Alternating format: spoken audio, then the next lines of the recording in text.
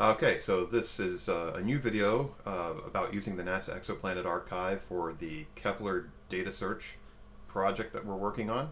I realized that while I was recording it last time, you were not able to see a portion of the page because of some software glitches that were going on in the video recording software. So let's go over it again. I have here at the top the Exoplanet Archive IPAC Caltech Edu website, which is located in your assignment list, and I'm going to enter a star ID, just one that NASA gives us as kind of a tester.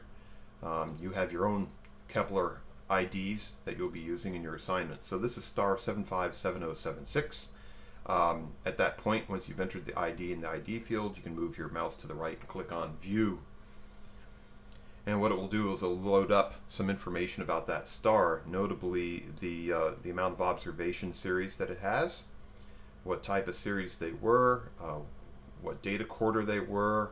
Gives you things like the right ascension and declination of the star, some of its basic magnitude information, and moving over to the right, you can see things like the effective temperature of the surface of the star. Here it is about just over 5,000 Kelvin. And then the radius of the star measured in solar radii. Interesting note, if you're interested in what any of these column headers means, just click on them and it'll bring you to a definition page. At this point, we want to get into the data. You can click any of these under star ID. There are these PDC SAP time series URL links, hot links. You can just click on any of them. They all go to the same page. Doesn't matter which one you click on.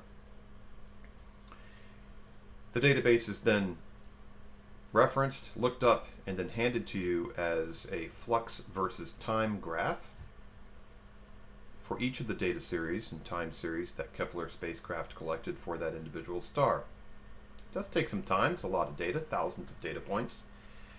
And you can see here that there are time series all in different colors, and noticeably at fairly radical different flux values, and that's because they're rotating the CCD chip from time to time between data series so as not to put that star on one portion of the chip for the entire history of its study. This is good science, they're doing the right thing, but since different parts of the chip have different sensitivities, you're going to see different flux values for that time series. If you're interested in zooming in a little, literally you can just put your mouse around it, box it up, and it will replot just that section that you've highlighted. So we've highlighted some here, and you can see that there are some sections where data are just missing, and that's okay. The star didn't turn off or disappear or anything. It's just data that was not being collected by a spacecraft. We can press the little R button down at the bottom here for reset. But we want to see if there's periodicity to this star. You can go to the periodogram phase curve section, and you can click pretty much anything in here by random. Just one data series at a time here. Let's look at quarter number 7 and tell it to compute a periodogram. It's going to take a little while. It's asking you to commit because it uses their computer processor time as well.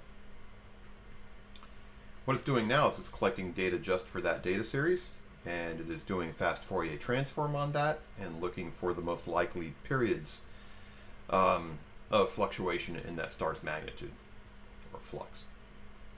And when it does that, it will end up giving you a very nice plot, hopefully. Some of them will be pretty, some of them will not be. This one's relatively nice. And you can see that there's definitely a peak here just under a day. A day is 10 to the 0th power, and all the way down to 10 to the negative 1. There are a couple of interesting thin peaks here. Let's look at this one. This one seems to be a high likelihood of some kind of periodic behavior in the star. And here's the part that you didn't see. Over here on the right, it says table of peaks. The first ranked peak has a period of 0.3621, etc. of a day, and that's this tall one, and has a power of 123.57, which is basically a measure of how likely it is to be an accurate value. The thinness also counts, as we discussed in class.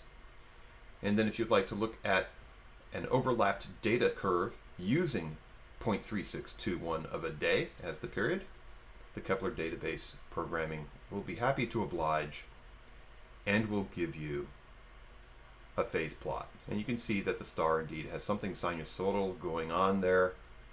Nice solid sine curve And you can also see there may also be a secondary dip in there. So it may be biperiodic, bimodal periodicity. But we'll get into that later. So that's how you use the tool.